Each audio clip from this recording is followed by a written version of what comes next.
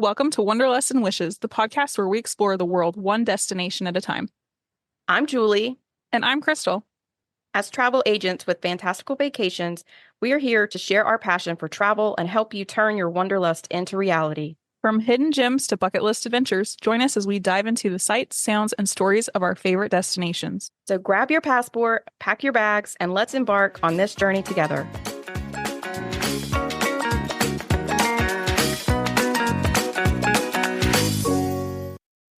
Hi, everybody. Welcome to episode 94 of Wanderlust Wishes. Today, we're going to cover surviving theme parks over spring break.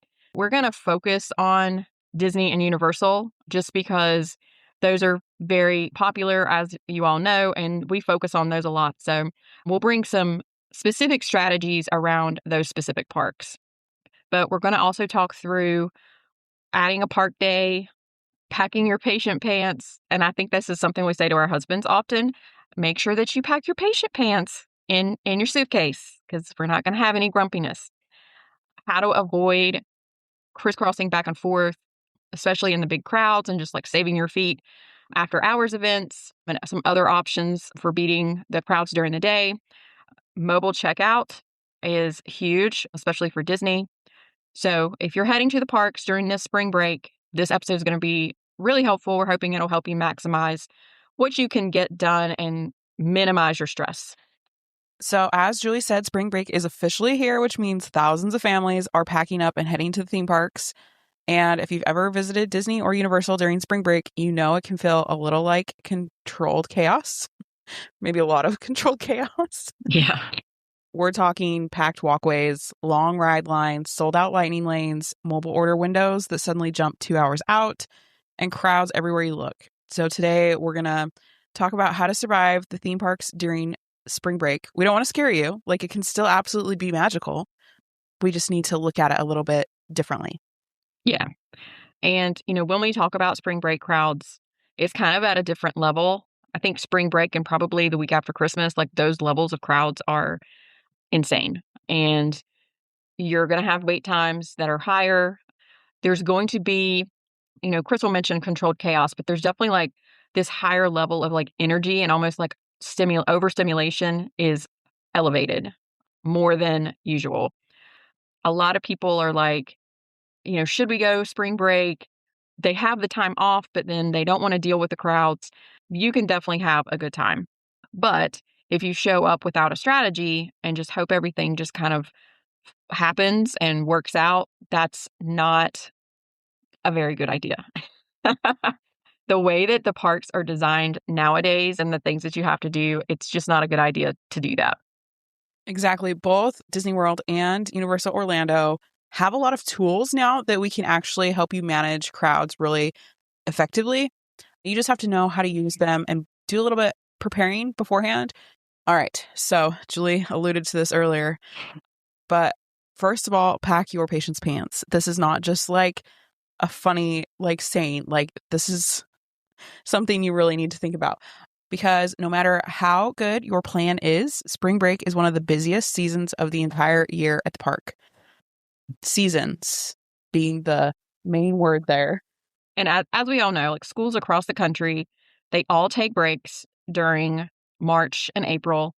It ranges. So like basically that entire kind of time frame, you want to plan for the busier crowds.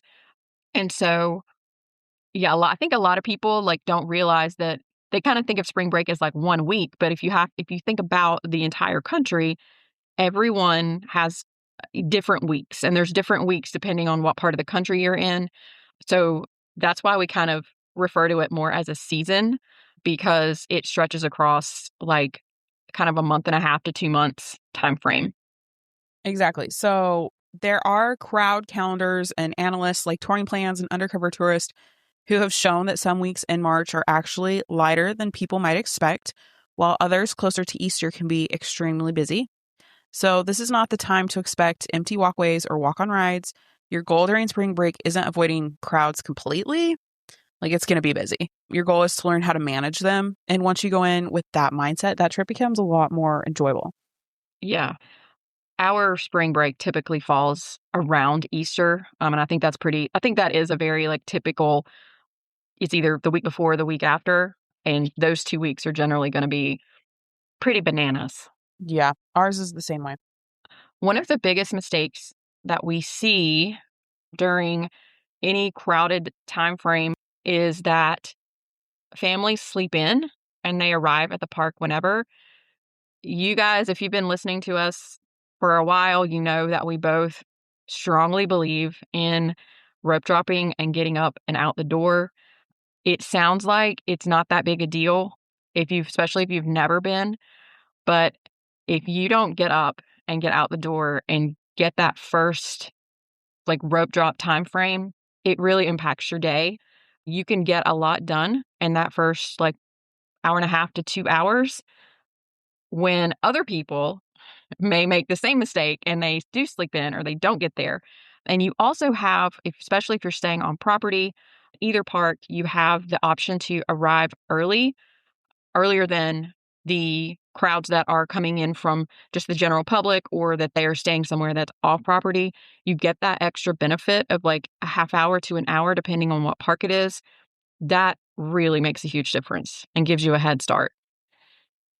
That first window of the day is so incredibly valuable. If you get into the park early, you can often ride 2, maybe 3 major attractions before the wait times really start to spike. But if you arrive mid-morning, you're basically stepping into peak crowds right away, and you're always basically trying to play catch up all day. Yeah. And it's not just about getting there early. You do need to have a plan. So you want to show up early, but you also want to know where you're going first. Because if you get there early and you waste your time figuring out where you're going to go, then you lose that head start and that benefit. And if you've been here, last week we just did a How to Rope Drop Universal Studios episode. And then a couple of episodes before that, we did Islands of Adventure. So if you really want to deep dive on a strategy, definitely check out those episodes and we will link them in the show notes.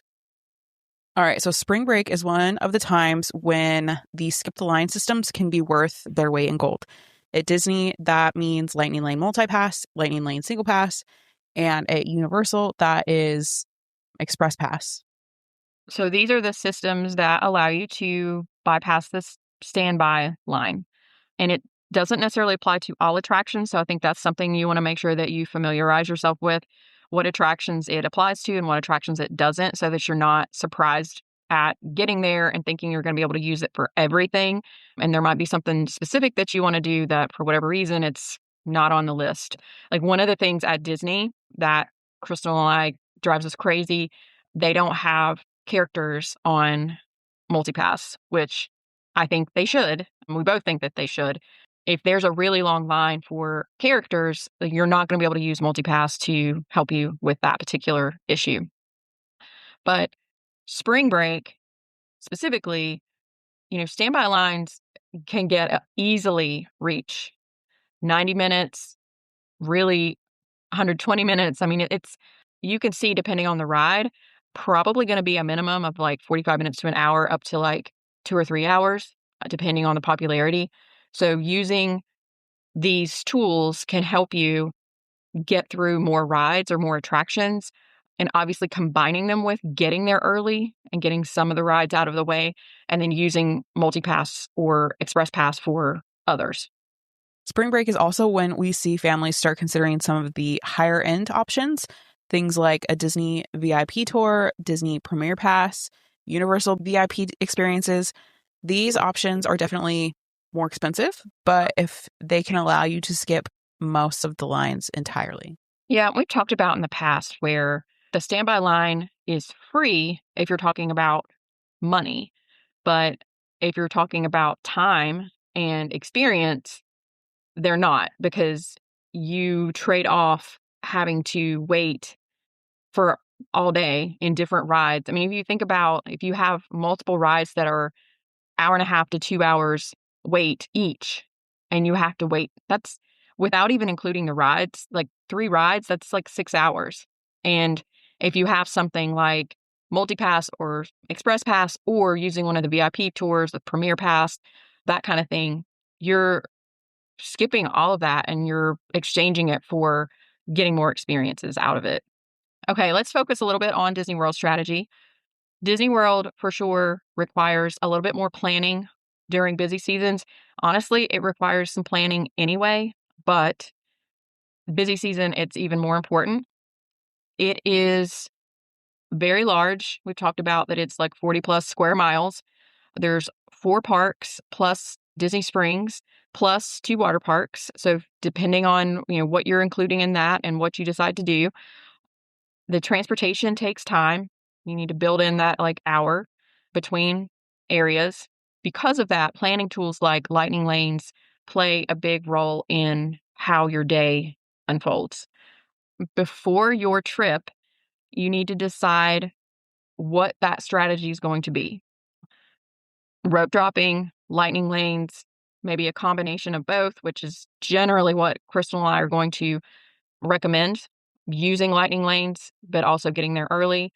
Spring break is definitely not the time to figure that out on the fly. Another interesting thing that planners have noticed recently is that the biggest ride in the park isn't always the best rope drop choice. Touring Plans has documented some downtime patterns with certain rides early in the day. Looking at you, Rise of the Resistance. Mm-hmm. So sometimes the smartest rope drop ride isn't necessarily the most popular one.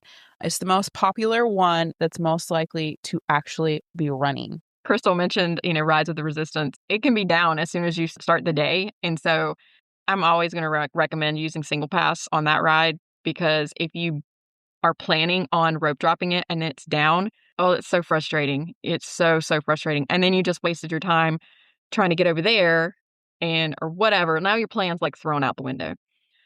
Another huge time saver is using the mobile ordering. It is extremely helpful.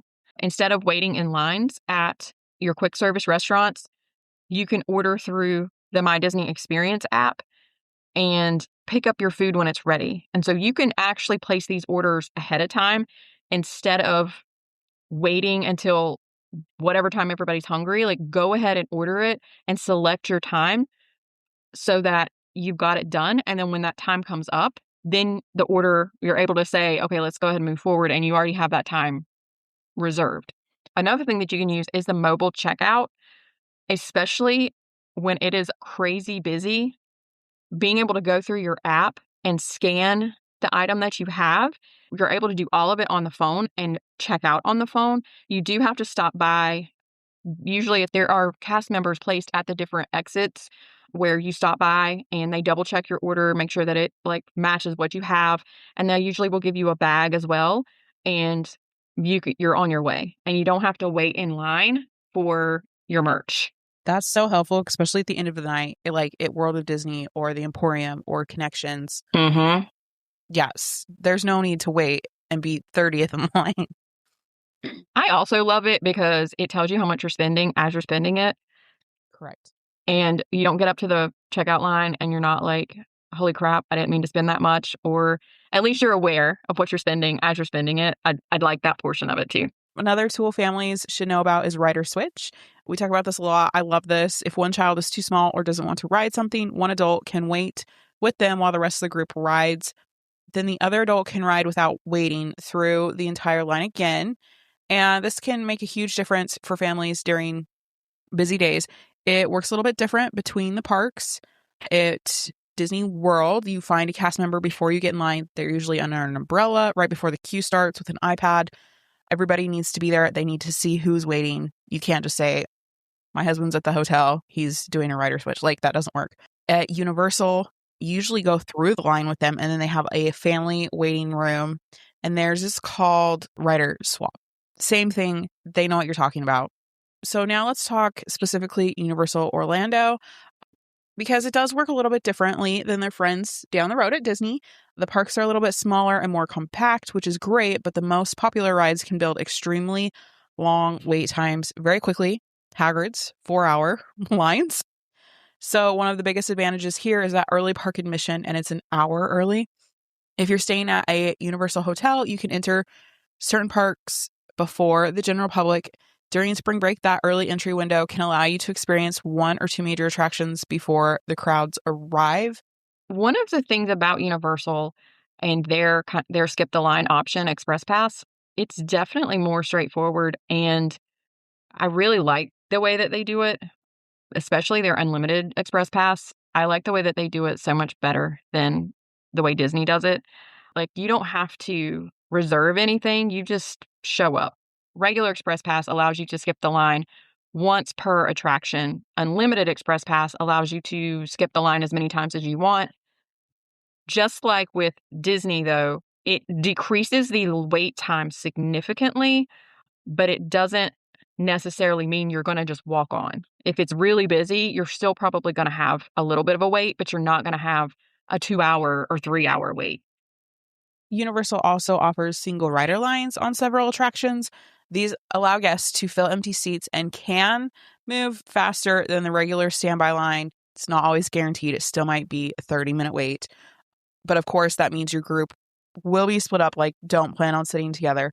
And then, like Crystal mentioned, for those that have younger kids or just people that may not want to ride some of the different rides, there are attractions that offer rider swap, and it allows the adults or whoever it is that wants to ride to take turns while someone stays with the child or the other person that doesn't feel like getting on the ride.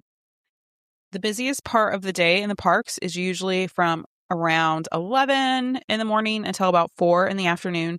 That's when ride times peak and walkways become the most crowded. So this is where a strategy can really help you. You can take a midday break at your hotel, sit down for a longer meal, watch some indoor shows, or ride those lower weight attractions. This is the funny part to me is that usually, even when it's not like in the middle of the summer, but this is like the hottest part of the day. And I don't understand. I don't understand why it gets so crowded during those time frames. I mean, I guess it's just because slower people that have, come to the parks or whatever, everybody just kind of starts to congregate. It always just amazes me because this is whenever I'm ready to like take a nap or go sit down or eat a snack or whatever. So after, if you're able to go back to your resort for a little bit, like Crystal mentioned, or just, sit down for a while, and then come back in the evening when it starts to thin out. And also, it's in the summer, it tends to like start cooling off in that kind of like 6 o'clock range. But that last hour before park closing, if you can hold out and you can just like dig in and get that and be there, that can be one of the best times to ride attractions because everybody's starting to leave. And as long as you're in line before park closing, you get to ride. So if you get in line like 1 minute before, you still are in line and they don't cut you off. And so you get to finish out the night on that ride.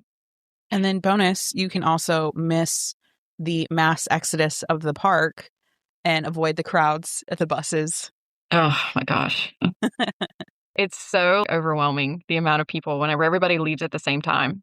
All right. So another way to avoid crowds is simply adjusting when you eat. We do this a lot in my family. Most people eat lunch between 12 and 1 and dinner between 5 and 7. So if you shift your meal schedule even just slightly, you can avoid some of the longest lines. For example, maybe grab brunch around 10:30 or 11 and then eat a late afternoon meal around 3:30 or 4. This is a great sit down time, like late afternoon.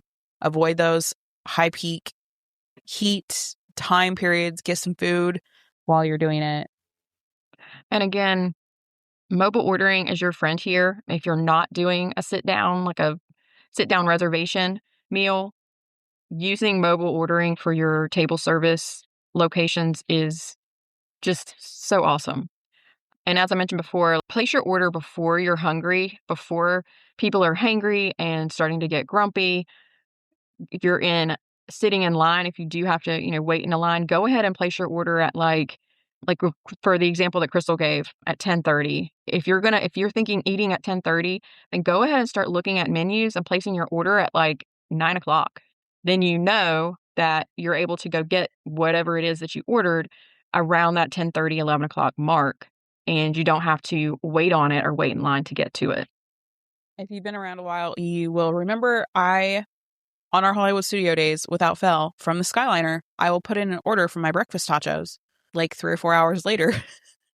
So it doesn't have to be peak season to do this, but most helpful during these busy weeks. Another big mistake is people that constantly crisscross the park. If you're crisscrossing the park, you're going to be fighting crowds all day. You're going to be walking around with all those people. Before your trip, take a little time to familiarize yourself with the park layout. Both parks do a great job of having their maps available in their apps or online. And just having even a basic understanding of where things are located can save a lot of time walking and a lot of frustration. And it might be helpful if you went and listened to our You Can Only Find One episodes. Because like if you're stuck in a land and you don't want to, you have a lightning lane in 30 minutes, but don't want to crisscross the park for something else, that's where those episodes really come in handy, because you can figure out what's around you and something that you can kill some time for 20 minutes instead of swimming up sea. It saves your legs and your feet for sure. When it can really bite you in the butt. We were there over spring break a couple of years ago, and it was with the old Genie lightning lane system, and we had to crisscross across World Showcase at Epcot, and it was the worst. And we had to do it like back to back to back with between probably like Test Track and Remy and like Frozen. Like we were like, oh my gosh. Yeah, you're definitely going all the way. You're going way across the park. It was a bad way to start the week. Spring break is also one of the times when adding an extra park day can really help you. Crystal and I think have both talked about this, that when we've had trips that have had a couple extra days to include extra rest days, it also, like, being able to add an extra day in helps with that. And then it also makes you feel like you don't have to cram everything in to your, one day. If you're able to plan, instead of having like, one day with like 2 different parks in there, or maybe Magic Kingdom because it's larger, having 2 days there, that makes such a huge difference. Yeah, it definitely gives you the flexibility, allows you to take extra breaks, makes the trip feel less rushed, like you have to pack everything into such a tight schedule. And honestly, if you're adding more park days when you already have like 3 or 4, that extra day is like when you start seeing the like price break too. Oh, yeah. Yeah, definitely. I think both parks. Like once you get to like 4 and 5 days, the pricing each day drops off significantly. Another thing worth looking at, especially at Disney, is they have Disney After Hours events. These are separately ticketed events where the park stays open later, but because it's a ticketed event, it has limited attendance, so not everybody, it's not the same level of crowds that it is during the day. So during busy seasons, these can be a great way to experience a lot of rides with much shorter wait times. You don't necessarily have to have lightning lanes during these times. A lot of actually the after hours events don't even allow you to use them. The one thing you do have to plan for is, if you're going to do that, just make sure that everybody in your party can kind of stick it out and be there later, because you do have to be there later. And it can sometimes be harder when you have younger kids to do one of these types of events. This is when I like to stay deluxe and sneak in an extra deluxe evening hours. They're 2 different things. So the thing that Crystal's mentioning is like sometimes you get that extra benefit because you're staying at deluxe, and then the after hours events, they're for anyone, but you have to pay extra for it. It's a separately ticketed event. Okay, so we're going to do a quick myth busting session here. Myth number 1, every day of spring break is equally crowded and chaotic. Crowd levels actually vary depending on the day of the week and the park. So your crowd there, and this is throughout the year in general, there are lots of metrics that show certain days are just more crowded during certain times of the year. And that actually is one of the benefits, I think, of working with a travel advisor, is we can help you through those just based on our experience and how to plan out your week and what days are best to go to what parks. Sometimes it doesn't match with what you want. You might want to go to Hollywood Studios on your first day, but that is just a terrible idea. And we're going to tell you it's a terrible idea. And you really need to move that out to a different day. You need to push it out, whatever. But we can definitely help with that kind of level of strategy. Myth number 2 is if you can't ride everything, the trip isn't worth it. That's just not realistic during peak travel periods. I don't think that's even realistic to do it all in non-peak periods. So either you got to change your mindset or just plan another trip with a bounce back. Yeah, exactly. Myth number 3, planning takes the fun out of the trip. Well, for travel advisors, that this is what we do for fun, that's kind of an offensive statement to us. We love the planning. We love the strategy. So planning actually reduces your stress. Yes, it takes a little bit more work up front, but then it does allow you to not worry about it as much once you're there because you know kind of what's going on. And I think we've also mentioned in the past, like you want to have a plan, but you also want to have some flexibility. So having a plan helps you set that foundation, but then understanding that things can change or things can shift when you're there, and you just kind of try to roll with it and have a backup to go through. I like to think of it as kind of like building a house, like your must-dos or your like 4 corner pillars, and you can hold up a roof with those and have a great trip. And then when it comes down to like the finishing touches of like what color your walls are going to be and all that, like you don't need to live in a house and have painted walls. Like you can still do it all and have a great time without like all these super fine details that can just come later. Some final rapid fire survival tips, basically. Rope drop whenever possible. Stay until park close at least one night. Love some happily ever after. I love the show at Epcot. I cry during that one. Mobile order food. Eat at off-peak times. Learn the park layout ahead of time. Use lightning lanes strategically. And last but definitely not least, pack your patience pants. A spring break at theme parks can definitely be busy, but with the right strategy, it can still be an incredible and magical trip. And the goal is not to beat the crowds because it's going to be crowded and you can't really do that. It's more to out-strategize them. If you're planning a spring break trip and want help building a park strategy, that's exactly what we do as travel advisors. We'd love to help you. And if you enjoyed this episode, please be sure to check out our other episodes on rope drop strategies. If you can only choose one, we have a lot of different fun episodes that can help you plan your days.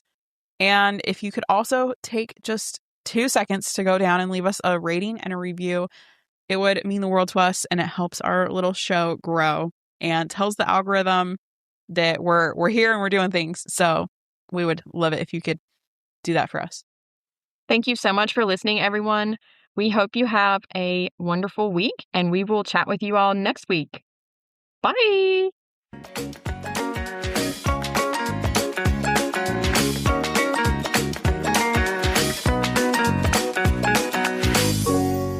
Thanks for tuning in to another episode of Wanderlust and Wishes. If you enjoyed today's episode, don't forget to subscribe and leave us a review on your favorite podcast platform. And remember, the world is full of wonders waiting to be explored. Until next time, happy travels. Bye for now.